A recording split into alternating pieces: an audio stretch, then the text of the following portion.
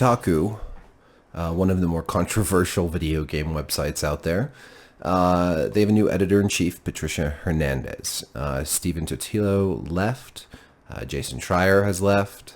Quite a few of the people that kind of made Kotaku what it was for the past decade or so are gone. But I think we're actually not going to see too many changes at Kotaku under Patricia Hernandez, other than not as much investigative journalism because Jason's not there anymore. But Patricia's written an interesting little welcome post, and I want to just talk about some of what she has written in this post. So she writes, "I want to dismantle and redefine what a video game website can be. I do not like what I see. Where to even begin? I hate that nearly every website's day-to-day is predicated on the release schedule and news cycle set by publishers. I hate the coverage cycle of big-budget video games and how a game is never more important than when it doesn't exist yet or when it just launched. I hate that so much of what video game websites consider worthy of coverage is often written for a specific type of presumed reader. It doesn't matter if a website is considered progressive. It says everything that when writing about certain issues, video game websites often have to take care in explaining basic-ass concepts like racism is real." So we'll stop there for a second. I just want to throw an idea out there. Maybe video game journalists don't have to explain basic-ass concepts like racism is real. Maybe people already know that, and when video game journalists spend a bunch of time bashing people's heads over with this basic-ass concept, people are turned off and they don't want to listen anymore. I don't know. That seems reasonable. I think that most people know that racism is real, but also I think most people are tired of being told that they're racists. I think a lot of people are tired of hearing that you're racist just because you're white. I think that it actually makes real racism, because there is real racism, I think it makes that, I think, watered down and diluted. I think that it's a problem to sort of beat people over the head with this stuff because they stop listening to actual problems and they start rolling their eyes every time the word racism is even spoken. And there is racism. I mean, my brother and sister are both adopted. They're from Korea. We adopted them when they were, when they were each babies, and I was a kid at the time. And their whole lives, as I've grown up with them, I've seen a lot of racism towards them and it's that casual racism, nothing like super horrible, but, casual, constant, through grade school, through junior high, through high school, into their jobs. It's, I've heard lots of stories from my brother who's super chill about it and just kind of rolls his eyes, but it's a thing. There's no doubt that racism is pervasive and whatnot, but the thing is that racism is it's a way of acting, it's a way of believing that some people, carry out. Some people say racist things, but many people don't, and it doesn't matter. Many people think it's wrong, and they don't want to be told when they're reading about video games how they're racist or how these video games are always racist. It's just too much. It gets old, We'll get back to that in a minute, but we'll just continue reading here. At some point, having to explain power dynamics over and over again is not a question of informing the readership. It is a tacit acknowledgement that our audience likely has a specific background. Wonder what that is. And consequently, that reality means that even as we cover more mainstream subjects or marginalized identities, the writing is not truly for that wider audience. This haunts me. The presumed reader looks or sounds nothing like me, and yet here I am leading a video game site. So, okay. This is confusing. It's like Hernandez doesn't really know what the audience is, who the audience is. Is the presumed audience a bunch of white dudes or a bunch of dudes? And is the wider, the mainstream audience, the marginalized identities? This is a confusing way of phrasing it. I think what Hernandez is saying is that the typical video game audience is a bunch of dudes, mostly white dudes, but pretty much a bunch of dudes. And what Patricia would like to do is have a wider audience, a mainstream audience that's comprised of like, Rainbow Coalition. I would just suggest again that the way to get a wider audience is just to continue to write about video games and leave the preachy stuff at the door. I don't think the wider audience wants to hear that stuff. I think that, the wider audience probably wants to hear about more different kinds of games, and that's great. Like, don't just write about Call of Duty all the time. Write about, Naruto Boy and Ohila and, Among Us and all kinds of different games, right? Write about a variety of games that lots of different people want to play and read about, and then boom, you've got a wider audience. It's not really that hard, actually. It's actually pretty straightforward. Telling people that they're, bashing them over the head saying that racism is real is not going to get more, minorities and women to come read your shit. I just don't think most people want to hear that stuff when they go and read about video games. I go to a video game website. I want to read about, what games are coming out. I want to read about, what's the review for this game that maybe I'll pick up. I want to go and read a guide so I can find the alien artifacts in Fortnite or whatever, right? And later in the post, she actually says that, it's guide writers and, the workhorses in the games journalism business that are bankrolling these sites. And that's the truth. Guides bring in tons of traffic. For several years, I wrote a bunch of Fortnite guides because I would do so much more traffic on Fortnite guides than anything else I would write. I mean, that was that bankrolled me. So yeah, I think that's if you want a wider audience, not a wider, a more mainstream audience, you write what people want to read. Write guides. Write a bunch of guides for games. Write reviews.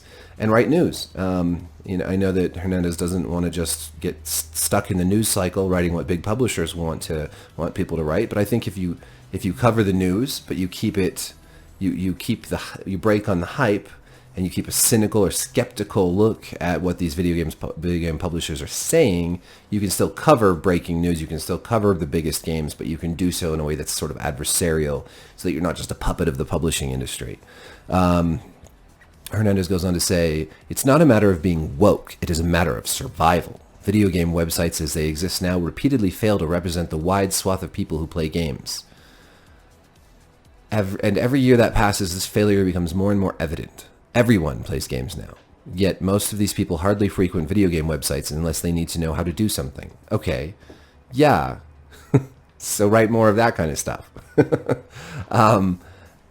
The wide swath of people who play games, again, if you want to talk statistically, again, most game hours are played by men and boys, not women and girls.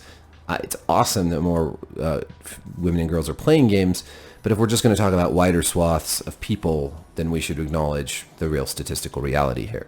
But again, I mean, Kotaku is a place that writes lots of diversity stuff. I don't think that they're not, that the games journalism is failing because there's not enough, woke diversity stuff. I think it's failing because everyone's saying the same thing. It's failing because there's nothing original or interesting out there, and it's failing because for years now the media has been scornful and derisive in the way that it treats its readers. I mean, even this post talking about its presumed readers is basically saying not such a different thing, in a much nicer way, but not such a different thing than what Lee Alexander was saying when she wrote her Gamers Are Dead article, saying, we don't need you, you don't need to be our audience. Okay, well, if the other audience isn't coming, nothing's stopping them. Nothing's stopping this broad swath of people from coming and reading Kotaku. They're not coming because this shit isn't interesting. People aren't eating it up because it's not good. It's not a good business model. You want to bring. There's a reason so many people are in YouTube, and it's not just because there's a bunch of crazy, screechy right wingers on YouTube. It's because people there seem to like games and they don't hate their audience. Maybe try not hating your audience and see how that works. Your presumed audience is still your main audience, right? And if you don't need them or if you don't want them, you can certainly try to do it without them. But good luck with that. If we do reach this mythical mainstream gamer, it's likely because Google willed it. Hernandez goes on to talk about SEO and not relying on SEO and not relying on fickle social media, and I'd agree with all of that. this is why I'm moving on to Patreon. This is why I'm doing Substack. This is why I'm trying to go independent, going with YouTube, because what I've learned in the last not a whole year now, but over the last 9 months or so, is that as soon as Google flips that switch, you can go from major traffic to really bad traffic, and there's nothing you can do about it. It's like the gods on high have just shut you down. So that's been my fun year and a half, having this. I knew that this sort of thing would happen eventually, but I think that the whole journalism, broadly speaking, is realizing that this is not a healthy state of being. Relying on Silicon Valley tech companies like Facebook and Google to make news profitable is not a great business model. Couple that with hating your audience and trying to infuse video game coverage with a bunch of obscure political views, niche political views. It's probably not a great business model. So anyways, it's a very long post. I won't go through all of it. The point being, I think Kotaku has done some good reporting in the past. I think they've had some hard-hitting journalism. I think they've, given the finger to some publishers. They've been blacklisted. I've been blacklisted by some publishers. They were blacklisted for posting leaks and everything else. But I think that the edge that Kotaku used to have is kind of worn down to a dull, sort of roundish, milquetoast, overly political, overly safe. This site that's trying to gain this mythical mainstream audience that really doesn't exist, because I think that a lot of these people have deluded themselves into thinking that their experience in college, their experience at conferences with other media, and their experience on social media is more representative of this wider audience than it actually is, because actually the wider audience is a lot less political, is a lot less concerned about all these ideas. And I'm not saying you can't have any of your politics in your coverage. I'm not saying that you shouldn't have, what you believe inform your work. But don't kid yourself into thinking that there is some huge audience out there just waiting to come to Kotaku because the coverage gets even more woke, gets even more progressive, gets even more alienating. And the problem is that I think that this delusion has manifested in a form of gatekeeping, where these a lot of there's everyone in games journalism, outside of a very few people, they're all connected. You're not directly necessarily, but within this network of people that share very similar views, very similar ideas about the world, and this is why you see them all team up. In Twitter spats, you see a lot of dogpiling, you see a lot of blue check marks, all agreeing and all talking shit, and it's because there is this shared ideology and the shared, for lack of a better term, wokeness that has sort of taken over. And it took over games journalism a long time ago, and it's slowly taken over the media in a broader sense. But it's easy to feel like when you're in an echo chamber like that, it's easy to feel like that's what the bigger audience wants. But it's not. And so what they've done is they're saying, well, we've come to this hobby, gaming, and we don't like what we see. We don't like all these white dudes, all these nerds, all these geeks. We don't like all these gamers. What we want is this other gamer, the new gamers, all these people that are coming into gaming now, later, and that have actual, non-deplorable values that we share. But there's just not as many of those people as they think. I don't think that this audience that they're going after is as large or as supportive or even as real as they believe. Because I think when you're in an insular community, whether that's an elite university or the media or these progressive publications, or on the flip side, if you're hardcore MAGA type or Trump supporter, you might have found yourself in an echo chamber of people that really think that more people agree with them. And when the reality is, I think most people, they don't even care that much about politics. They don't want to hear about politics. They don't want to be lumped in with, racists or with whatever.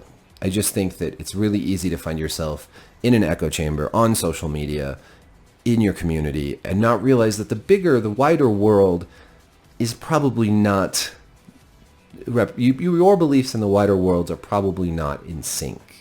So anyways, I don't think, I kind of feel in like meet the new boss, same as the old boss with Kotaku here.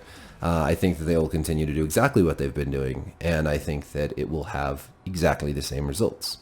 So anyways, I wish them the best of luck. I hope you will check out my Patreon. I'm going to link to it below. I just launched it. I'm going to have my podcast on there, early access for Patreon subscribers. I've already talked to some really interesting people like Alexis Kennedy, who's a game dev, the creator of Cult Simulator, and he was canceled a couple years back. Talked to Colin Moriarty, who like me has a sort of villainish name and is sort of a villain in the games industry, but he's great fun to talk to. I spoke with Ollie Barter, who covers Japanese games and mecha, and got some other cool guests coming up. Next week's podcast is actually with the developers of Darkest Dungeon, and we talk about that game and the sequels, so it's pretty cool. Some of the podcast episodes are going to be about more political stuff. Some are going to be more about games. Some are going to be about TV shows or movies. And who knows what else? If you have, here's a call to action. They say do call to action. If you've got people you think I should have on my podcast, let me know in the comments.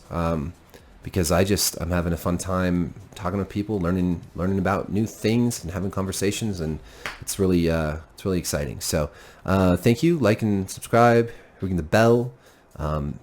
Be excellent to each other, and namaste.